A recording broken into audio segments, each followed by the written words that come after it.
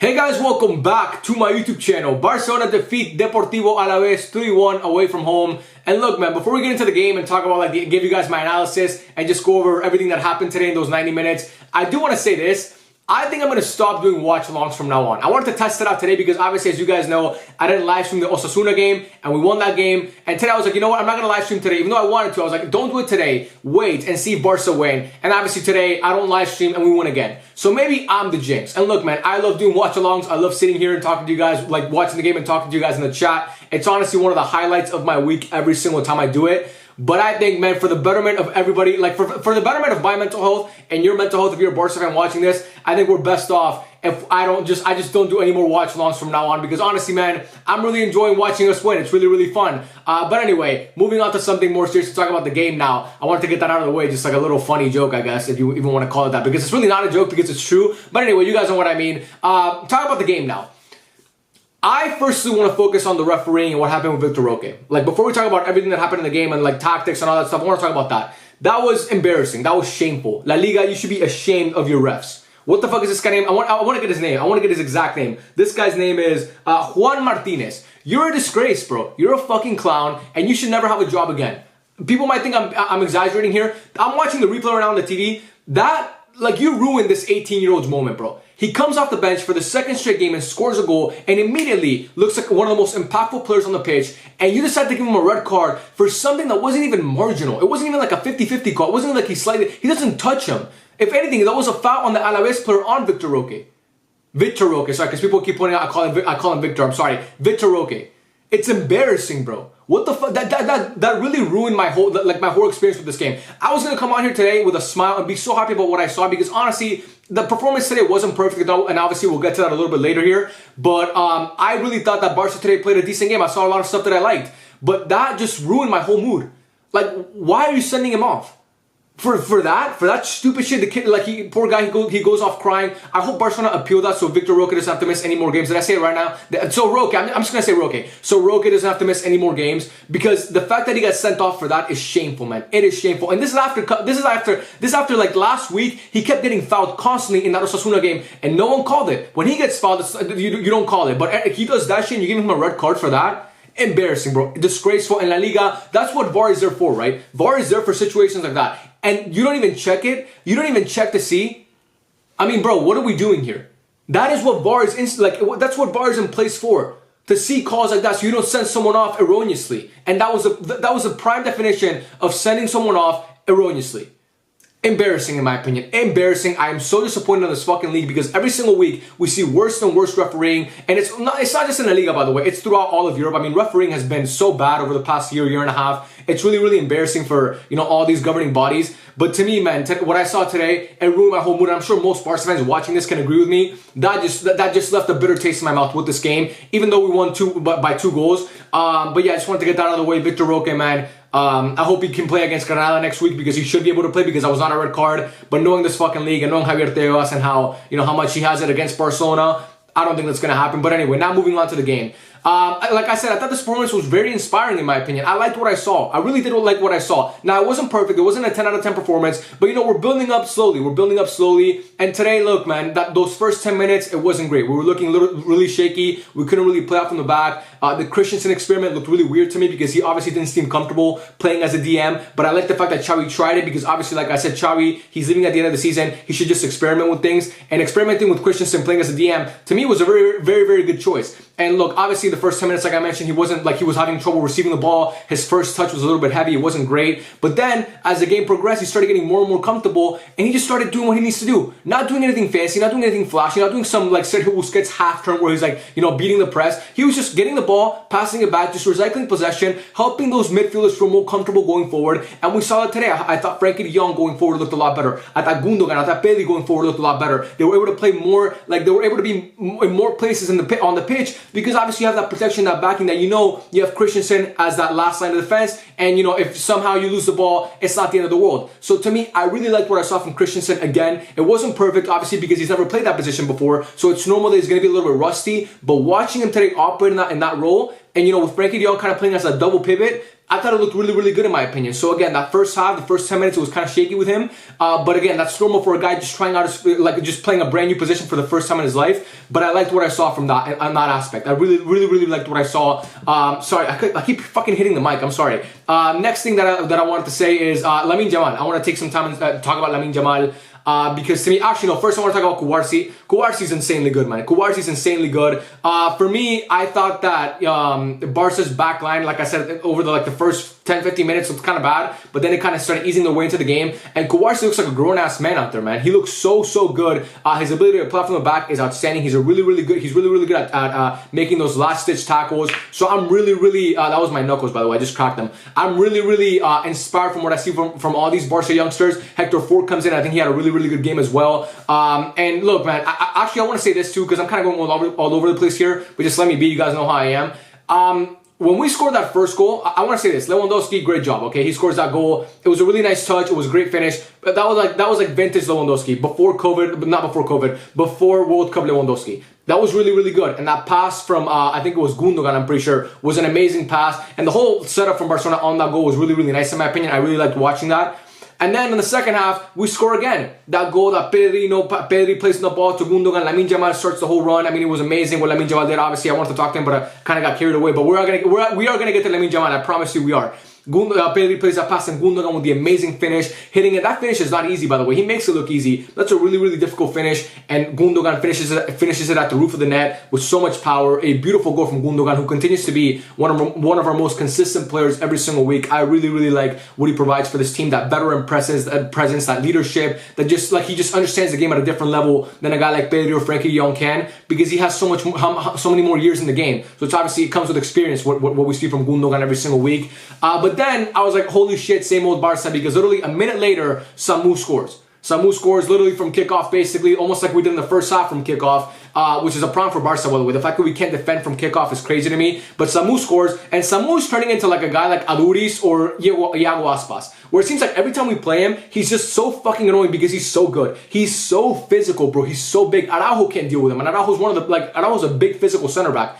And he can't even deal with Samu because he's so big and his presence is so, like, he's a huge human being, man. He looks like a fucking rugby player out there, the way he plays sometimes. And, you know, it's hard to deal with a guy like that, especially for Barca, because throughout our history, even before this generation, like, we've always struggled with big physical strikers. Mandzukic, Dzeko, Samu. So, again, like I said, I think, like, this is a guy that we're going to have to deal with now. Like I said, he's going to be our new Iago Aspas or Aduris, where every time he plays us, he scores a goal, or he's just being really fucking annoying. But then, you know what? We composed ourselves. We didn't let that get to us. Unlike the Betis game, we didn't concede another goal and let them come back into the game. We actually went out and we got that third goal. Vitor Roque scores that goal on a great play from Barca. Oh my God. First of all, Lamine Yamal. Now let's talk about Lamine Yamal. I want to talk about the goals first. Lamine Yamal, I've never seen a teenager like Lamine Yamal. Like Messi, maybe. Mbappe, maybe. But those guys were 18 years old, 19 years old, not 16, bro. 16 years old, and to do that, he was tracking back today, winning the ball, progressing it forward, doing fucking roulettes, bro, against grown men.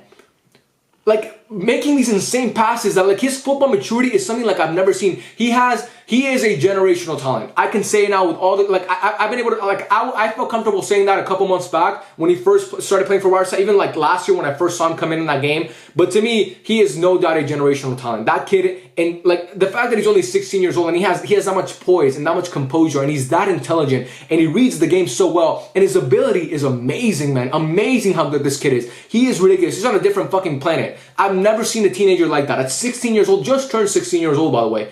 I've never seen a kid who comes in and has that much impact on a club, especially not a club like Barcelona, where, you know, granted, we're not in the best situation right now, but you're on the pitch with guys like Ronald Araujo, Jules Koundé, Frankie de Jong, Pedri, Robert Lewandowski, who, you know, today scored, which we'll get to Leo a little bit later, but like all these different players who are supposed to be like some of the best players in the world at their position, and every single week we see a 16-year-old be shine the brightest. Like, out of all these stars in a corny, like, I'm going to say it in a corny way, out of all the stars in the galaxy, he's the one that shines the brightest. And today was no different, man. What he did today was immense. His whole performance today was a chef's kiss. Like, look, I'm not a big fan of us playing him every single game, 90 minutes, because that's going to catch up to him eventually. And we saw what happened with Pedri and with Gavi. You consistently play these guys. Injuries are going to get to them eventually because, like, they're just, like, they don't have that physicality yet, man. They're too young. But to me, We don't really have an option right now because Joao Felix is injured, Ferran just got hurt, and obviously Rafinha's still out. So we got to play Lamine Yamal, and he continues to deliver every single week, man. Continues to deliver every single week. That kid is so good.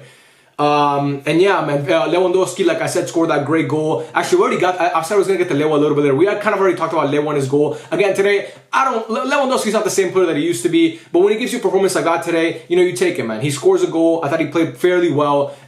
This is obviously the opponent that he scored 2 goals against. Like, I think Alavés was the last good game Lewandowski played before this one. Like, he played that game that we won at home, where we also struggled in that game, where Samu scored a minute in. If you remember at Montjuic a couple months back, Lewandowski scored a double in that game and won us that game, brought us back in that game. And today he played fairly well, in my opinion. Hector Ford, I thought he came in and looked really, really good. That pass that he plays to Vitor Roque, on that goal. And Vitor Roque, man. Let's talk about Vitor Roque now. Yes, I talked about him getting sent off, but this kid is so promising, man. So promising. I'm so happy that he's on this team. And every time I see him play, every time I see him come onto the pitch, I'm more and more impressed by what he does. Every single time I see him play, I am more and more impressed. I'm at a loss for words for what he did. That finish today was beautiful, man. Beautiful finish. Sorry, I had to burp. Holy shit.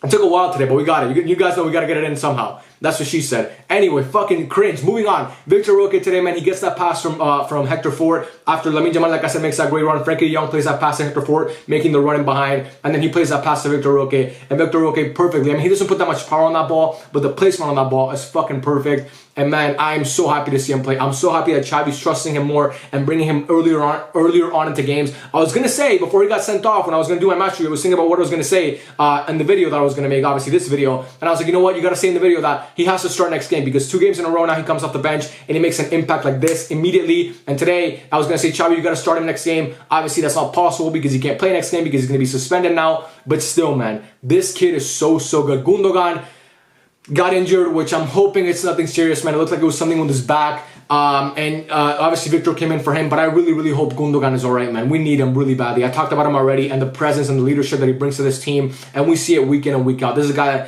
who is like, I hope he stays for this year. Obviously he's going to stay, he's not going to leave, and I hope he stays next year as well, because I really think Gundogan is a guy who we can't afford to not have, especially with all the injuries we have now. We cannot afford to lose a guy like Gundogan, so I hope he's okay. And yeah, man, that's all we really have to say. I'm kind of happy today, bro. Honestly, I'm really happy. I love this team so much, bro. So anytime I see us play like this, people think I'm immune to giving Barca criticism.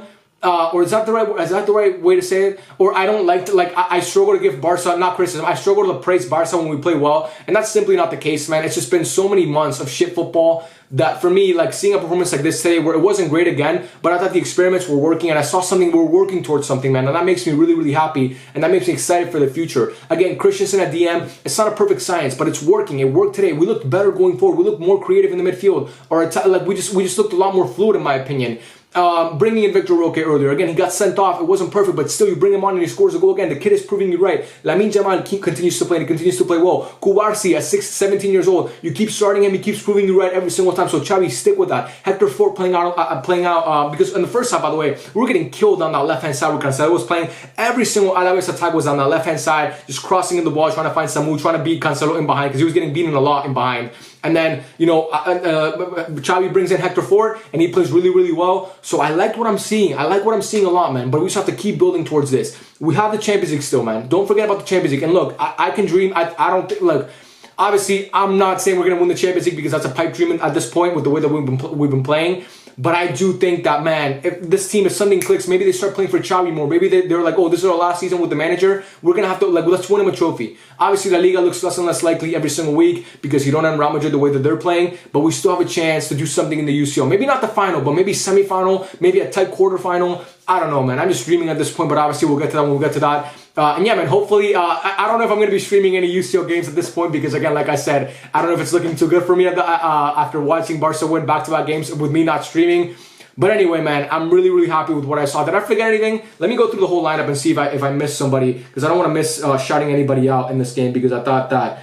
So let's see. I talked about Iñaki Peña made a great save, by the way. I forgot to talk about Iñaki. Iñaki Peña, back-to-back weeks, he doesn't look that bad. He's looking a lot better in my opinion. Today he made a great save in the first half from a Samu header, which he was like basically open in the box, and he makes a fantastic save on that ball. Great game from Iñaki Peña, in my opinion. That goal, not really his fault. I mean, there's really nothing you can do with that. Koundé, I thought he had a decent game playing out from the back. I thought he was really sharp. Gundogan, I already talked about him. Christensen, Frankie de Jong, always really good. I mean, Frankie's Frankie. We know how good he is. Lamine Yamal, stud, generational talent. This kid is going to be... I'm just so excited to see what he becomes, man. The fact that in 10 years, this kid's going to be only 26 years old is wild to me. Already making an impact at one of the biggest clubs in the world. It's insane, bro. And obviously, Lewandowski talked about Lewa, Pedri talked about Pedri. Fermin comes off the bench. I thought he looked good. Inigo Martinez finally making his return. Romeu came on as well.